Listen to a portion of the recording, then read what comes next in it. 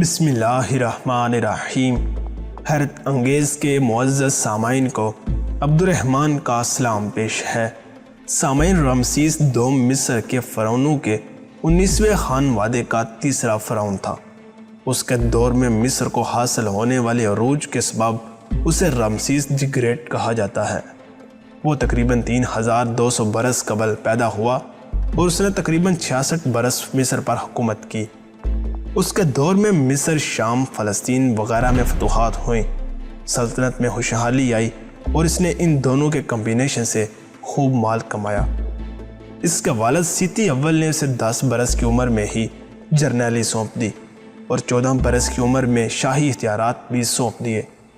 تاریخ دانوں کا اندازہ ہے کہ تقریباً 22 برس کی عمر میں رمسیس دوم نے بطور بادشاہ تخت سنبھالا۔ 92 برس کی عمر میں وہ فوت ہو گیا۔ رمسیس سے 1500 برس پہلے ہی اہرام بنائے جا چکے تھے۔ فرعون عموماً اپنی زندگی میں ہی اپنا مقبرہ بنانا شروع کر دیتے تھے تاکہ بعد از وفات انہیں رہائش کا مسئلہ نہ پیش آئے۔ سامعین، مصریوں کا عقیدہ تھا کہ مردے کی روح بھٹکتی رہتی ہے اور کچھ مدت بعد وہ واپس زندہ ہوگی، لیکن زندہ رہنے کے لیے اسے جسم کی ضرورت ہوگی۔ اس لیے وہ جسم کو محفوظ کرنے کے لیے اس کی ممی بنا دیتے تھے اور اس کے ساتھ خوب مال و دولت اور کھانے پینے کا سامان بھی دفن کرتے تھے تاکہ وہ دوبارہ زندہ ہونے کے بعد روح کو کھانے پینے کی تنگی نہ اٹھانی پڑے۔ سامعین، رمسیس کے وقت تک فرعونوں کو یہ علم ہو چکا تھا کہ چوروں کو دور سے ہی صحرا میں کھڑا اہرام دکھائی دے جاتا ہے اور وہ اسے لوٹنے پہنچ جاتے ہیں۔ اس لیے فرعون کے مقبرے چھپانے کا رواج ہو چکا تھا۔ رمسیس نے ایک بڑا سا اہرام بنانے کی بجائے مصر سے لے کر فلسطین تک مختلف بڑی عمارات بنائیں اور اس پر اپنا نام ویسے ہی کنندہ کروا دیا جیسے شاہراہ قراقرم پر سینیٹر طلحہ محمود کا دکھائی دیتا ہے۔ ان کے ساتھ اپنے مجسمے بھی بنوا کر لگا دیے۔ رمسیس کی تعمیرات میں ابو سمبل کے مشہور مندر بھی شامل ہے۔ سامعین، ساری زندگی تو رمسیس نے بہت روب داب سے گزاری، مگر فوت ہونے کے بعد اس کے شاہی دبدبے میں کچھ کمی آ گئی۔ نتیجہ یہ کہ چوروں کو جب بھی پیسوں کی ضرورت ہوتی تھی تو رمسیس کے مقبرے سے لے آتے تھے۔ پروختوں نے فرعون کو ادھر ادھر کر دیا تاکہ چور رمسیس دی گریٹ کی شان میں مزید گستاخی نہ کریں۔ پروخت رمسیس کی ممی کی پٹیوں پر ہی اس شاہی نقل و حرکت کا ریکارڈ رکھتے رہے۔ آخرکار 1881 میں رمسیس دوم کی ممی ایک پروخت پیننجم کے مقبرے سے دریافت ہوئی۔